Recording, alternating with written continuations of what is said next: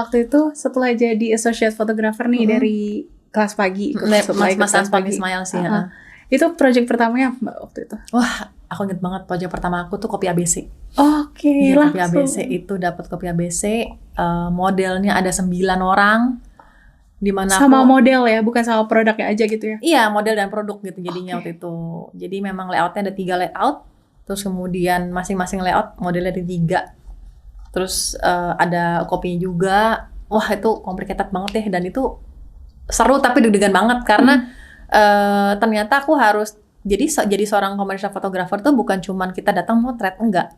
Ternyata kita harus bikin treatment, bikin presentasi, terus kemudian kita kerjasama dengan agensi model, kita casting, terus kerjasama dengan fashion stylist, kita langsung juga banyak banyak banget agensi model, fashion stylist, makeup artist, terus kemudian kita ada selain makeup artist ada hairdo-nya juga.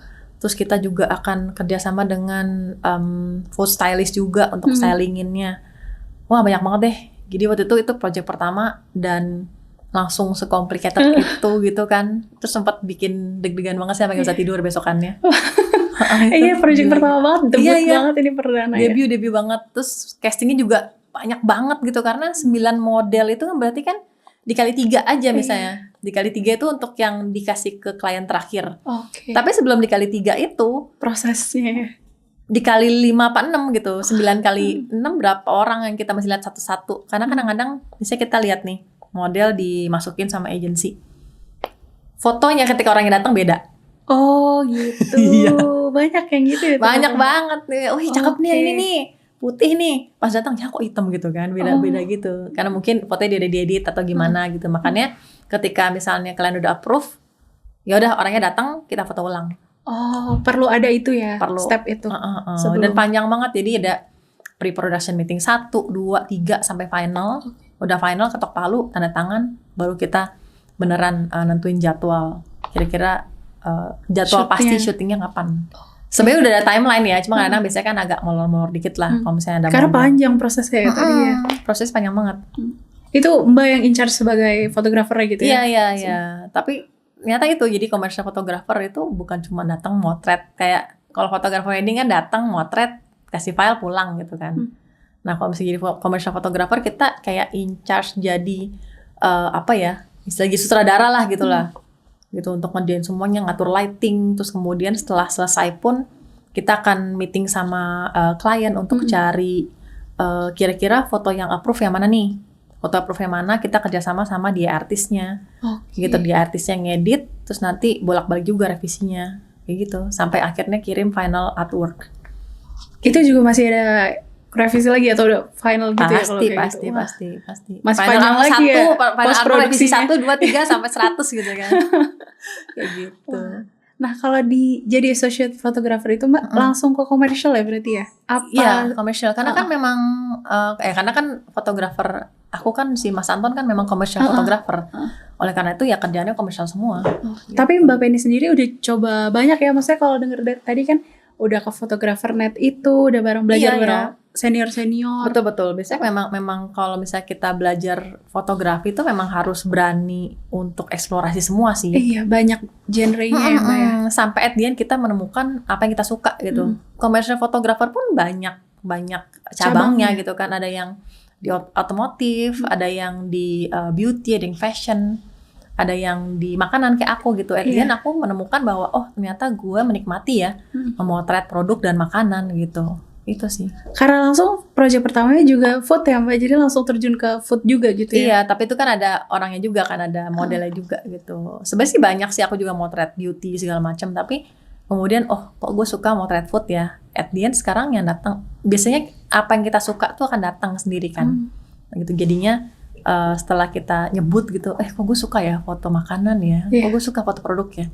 Makanya datang itu rata-rata foto makanan dan produk. Apa sih yang memikat banget nih dari food gitu buat Mbak Penny? Apakah Mbak Penny suka lihat stylingnya, warna-warni gitu, corak-coraknya, atau apa tuh yang jadi?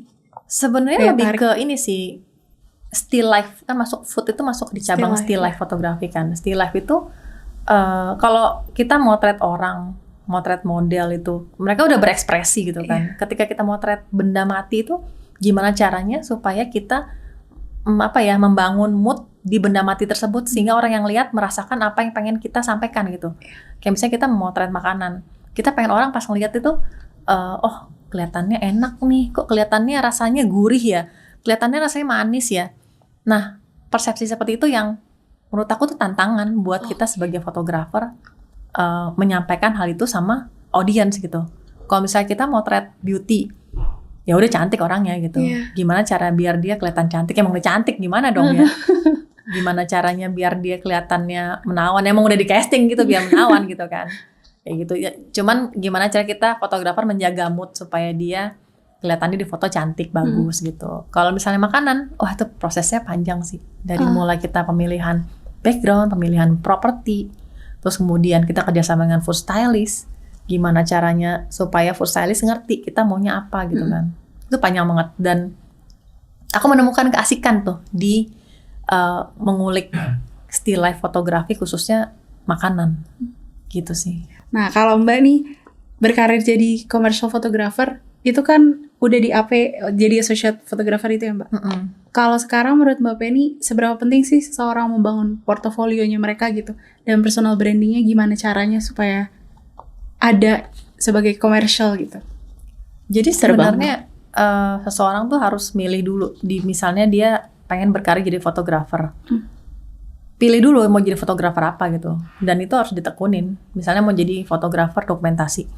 Ya udah banyakin ketemu dengan orang, memperkenalkan saya adalah fotografer dokumentasi. Pengen jadi fotografer wedding.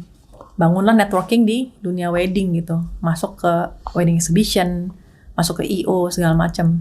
Begitu halnya juga dengan apabila mau masuk ke commercial fotografi. Ingin masuk commercial fotografi itu nggak semudah itu karena kita membutuhkan networking. Jadi ketika kita gue pengen jangan banget motret iklan, gue pengen jadi commercial photographer, bergabunglah di networking itu. Kalau saya mulainya dari kelas pagi gitu. Karena kenapa? Karena guru saya Mas Antoni Ismail seorang commercial photographer. Dari situ kemudian kan kita tahu tuh cara kerja seperti apa. Terus kemudian apa yang mesti dipelajari, gimana prosesnya, gimana cara dapat klien, kayak gitu. Jadi dari situ tuh ngebangunnya gitu, mulainya gitu. Dan seberapa penting portfolio, penting banget lah. Ya kali fotografer nggak punya portfolio. Iya, maksudnya di tengah dunia ketatnya persaingan komersial nih misalnya nih. Iya portfolio penting banget ya. Ya kalau nggak apa yang dijual? Iya dia sih, fotografer gitu. Maksudnya fotografer jual mukanya sendiri. Kalau misalnya menurut Mbak Penny nih, tantangan sebagai commercial fotografi nih, fotografer sekarang ini tuh apa sih tantangan yang paling sulit deh? Iya banyak saingannya. Udah mulai banyak saingannya gitu. Kalau dulu kan mungkin awal-awal nggak terlalu banyak gitu karena sekarang mungkin udah terbuka juga dunia online kan ya. Orang-orang bisa memamerkan portfolio juga di sosial media, dimanapun juga gitu. Dan jalan untuk seorang misalnya brand manager mencari fotografer tuh sekarang lebih mudah juga jadinya. Ya dengan mencari sosial media, dengan di internet dimanapun gitu kan, lebih mudah. Jadi ya persaingannya lebih banyak aja gitu sih. Mbak Penny punya cara sendiri nggak sih atau trademark nih yang ngebedain mungkin Mbak Penny sama fotografer komersial lainnya gitu? Apa sih caranya Mbak Penny gitu? Ya personal aja sih, personal touch aja sih. Jadi kayak misalnya saya selalu memperlakukan klien-klien saya tuh jadi kayak teman gitu. Jadinya nggak kaku gitu ketika misalnya kita akan photoshoot gitu. Dan ya untungnya sampai saat ini sih klien-klien saya dari awal saya terjun jadi commercial photographer sampai sekarang ya masih continue sih ke saya sih. Masih ada hubungan gitu ya sampai sekarang, hubungan karena baik. juga jadi kayak teman. Terus juga kemudian kayak ada apa-apa aku biasanya langsung gercep. Aku tuh orangnya nggak bisa yang menunda lama gitu. Jadi kalau misalnya kayak, dan mereka tahu itu gitu, mereka tahu itu. Jadi kalau misalnya tiba-tiba Pen, lo ngapain Pen? Gue butuh nih foto besok gitu. Hah besok gitu kan? Iya tapi mesti PPM sekarang PPM gitu. Oke. Gitu. Langsung kayak nggak yang mana-mana. Oke. Karena udah terbiasa gitu. Udah terbiasa bikin presentasi yang cepat tapi juga efektif. Tapi kalau misalnya kayak dadakan gitu Mbak, pasti kan ada kerja sama styler, food stylist juga gitu-gitu. Itu kalau komersial di food itu harus punya skill itu juga nggak sih Mbak? Kadang-kadang kalau misalnya ternyata layoutnya mudah, ya aku sendiri ngerjain. Oh jadi nggak selalu sama tim gitu? Enggak. Jadi misalnya aku sendiri sama, ya aku mungkin ngajak asisten, yang mungkin ya bantuin macam-macam dia dikit-dikit lah gitu. Tapi mostly aku yang supervise.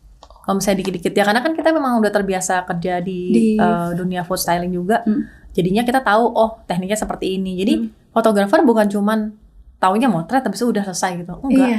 Kalau aku tuh suka ngulik. Jadi kalau food styling ngapain aku ngeliatin gitu. Oh digituin ya. Oh, itu pun ada tekniknya juga ya Mbak ya? Iya loh, itu tuh itu susah banget ya sebenarnya. Tapi kalau misalnya kita mau belajar, memperhatikan dan melihat gitu, pasti bisa lama-lama. Sebagai fotografer gitu, sambil melakukannya juga bisa gitu ya? Ya kalau misalnya ternyata lewatnya cuma satu gitu, biasanya kan aku ada klien lah, perusahaan besar gitu, brand besar, kadang-kadang mereka tiba-tiba gitu suka, Pan ini perlu besok nih foto nih. Oh ya udah deh. Ya biasa udah panggilan kayak gitu kan. Kalau kayak gitu storyboardnya itu penyusunannya gimana Mbak? Kan pasti itu last minute banget, terus pasti ada tuntutan dari klien juga. Kan masih ada 24 jam. Gitu ya, masih panjang untuk. Masih 24 jam. Aku bisa mengerjakan dalam kurang waktu dari setengah jam.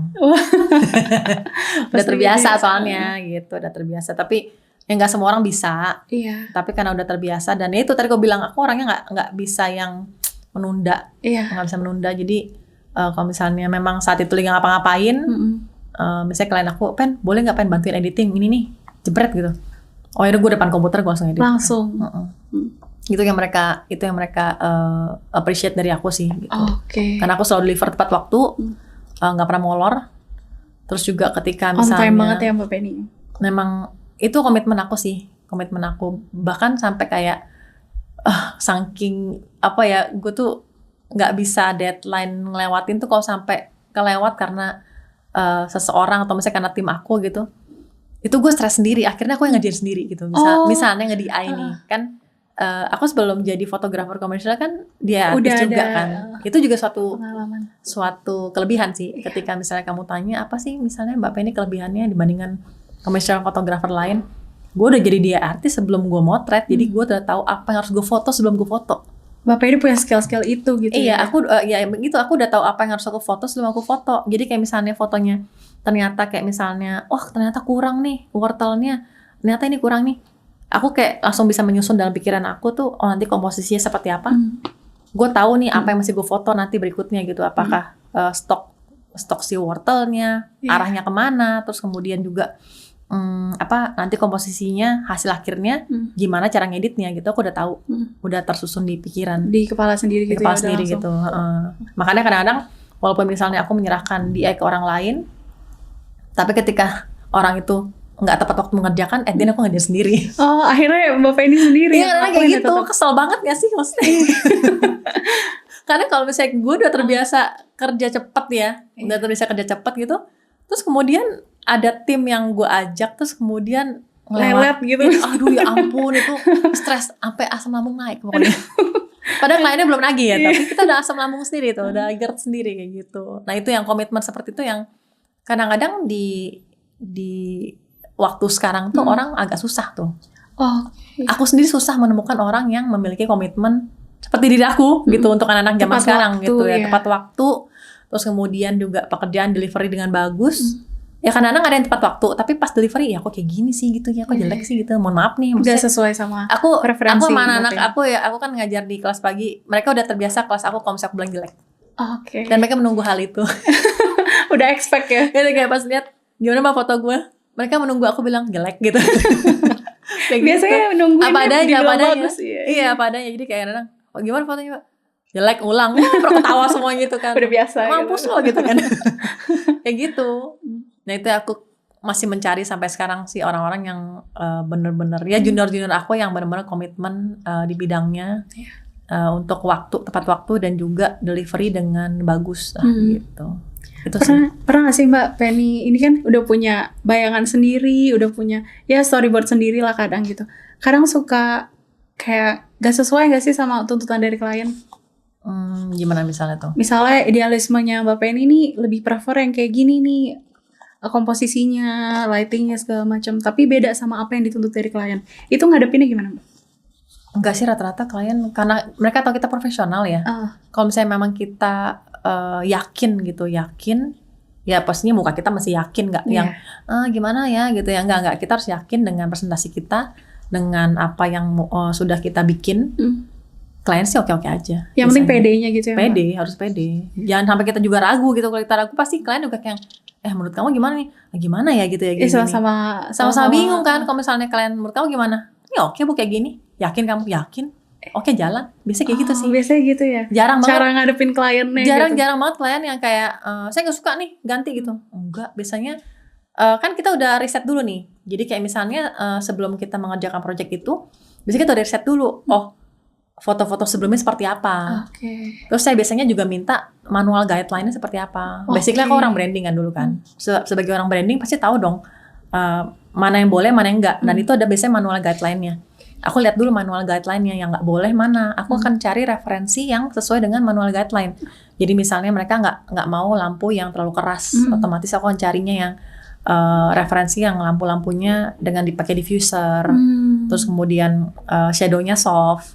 Terus kemudian lebih halus kayak gitu. Jadi ada do's and don'ts-nya di manual guideline dan biasanya aku ikutin itu.